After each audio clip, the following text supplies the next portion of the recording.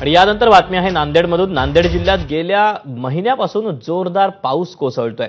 पावसामुळे गोदावरीसह उपनद्यांना मोठा पूर आला।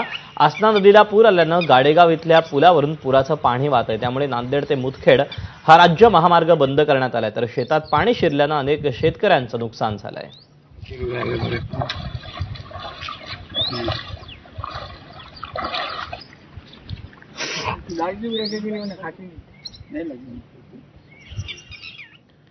लातूरच्या जळकोट तालुक्यातील माळ हिप्परगा पाटोदा मार्गावरील ओढ्यात एक रिक्षा वाहून गेल्याची घटना काल रात्री घडली।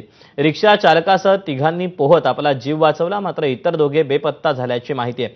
पाटोद्याकडे ही रिक्षा जात होती। पुलाच्या मध्यभागी ही रिक्षा बंद पडली, तेव्हा पाण्याचा प्रवाह वाढल्यानं रिक्षा वाहून गेली आणि सर्व प्रवासी पाण्यात पडले। दरम्यान या घटनेत बेपत्ता असलेल्या दोघांचा शोध सुरू आहे।